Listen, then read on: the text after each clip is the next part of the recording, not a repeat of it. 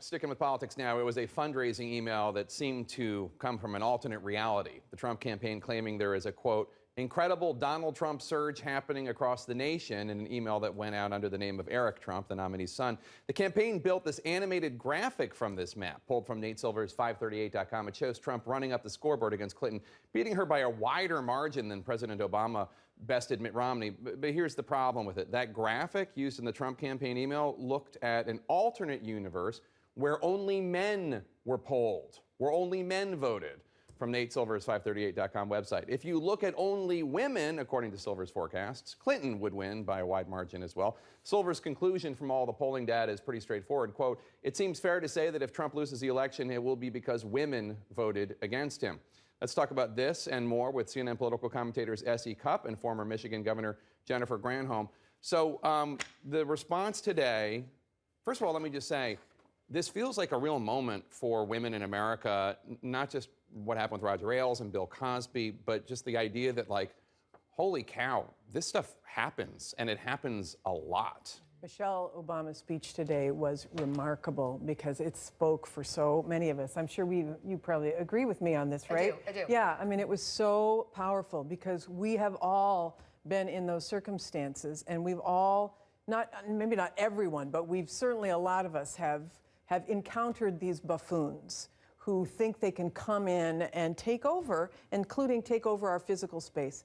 That speech was just remarkable, perfect. And it was remarkable because thus far in the campaign, no one else has really been able to deliver that kind of message the way she did. Hillary Clinton is sort of a flawed vessel for delivering that kind of message, and maybe that's not her fault, but that's just the fact. So it took Michelle Obama to come out and say what we've all been thinking, that this is not okay. And I heard it directed as much to men as I did to women. In fact, that this is not all men. Right. That's, I think, a really important point. Let's play this. I don't want to interrupt, but let's let Michelle Obama interrupt.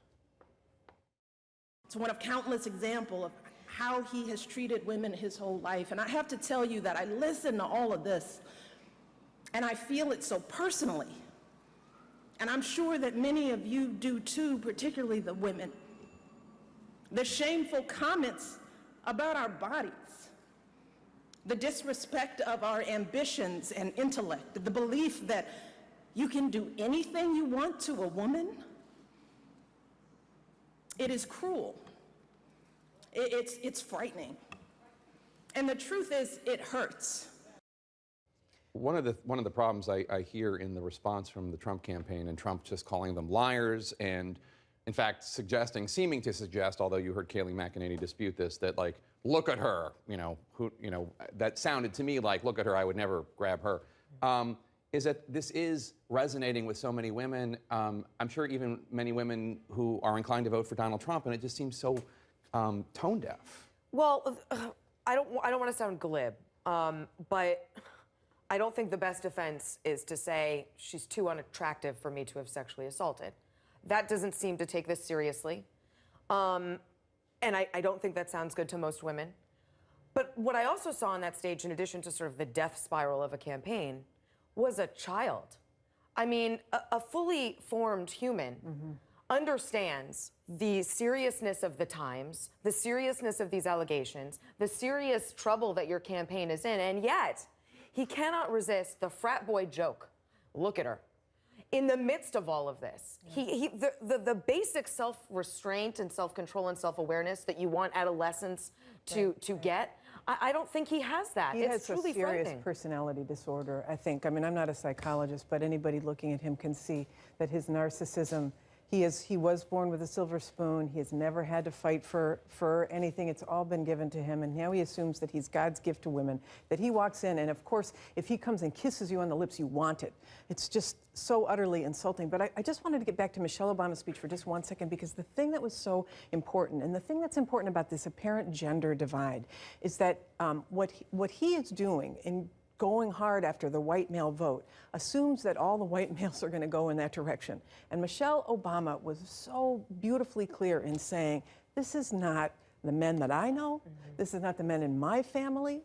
So many of us felt that way. My father would be just horrified by this. My husband, horrified.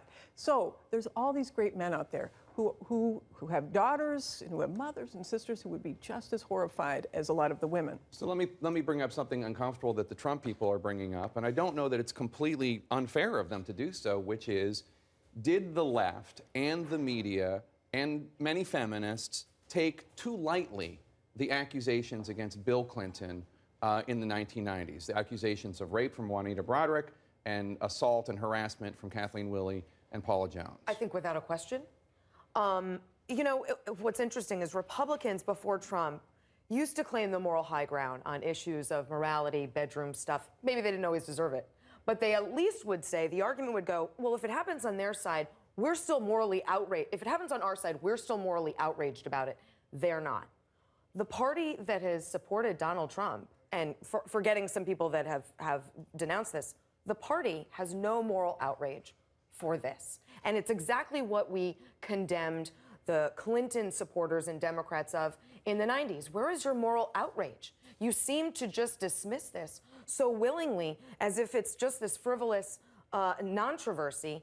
Well, now Republicans no longer have that moral high ground because they're doing the same thing with Donald Trump. Governor, let me ask you, if I can, just because I want your thoughts on this. Obviously, there are a lot of people out there who are opposed to Hillary Clinton because they disagree with her, they don't agree with her principles, and maybe they think ill of her. Do you feel that there is also a component of this that is just completely rooted in misogyny and sexism? I think that Donald Trump is playing that violin, is playing that chord so hard that he really wants to get the male vote to counteract his loss of women, and that this divide that he is stoking is very real. And yeah, I think there is a lot of misogyny and a lot of sexism embedded in it, and all you have to do is look both at his behavior and his words, and the words and behaviors of the people who are surrounding him, who apparently think it's perfectly fine for him to continue on and this. the shirts sold at his rallies. Look at the stuff that's on there. It's disgusting. And yes, it is hardcore misogyny. But then again, not all men. They're good men like you, Jake, and all the people who we know who are not in that camp. So we'll get a fact check on that. Don't make this man president. We're going to get a fact check on calling me a good man on Twitter any second now. Governor Granholm, SE Cupp, thank you so much.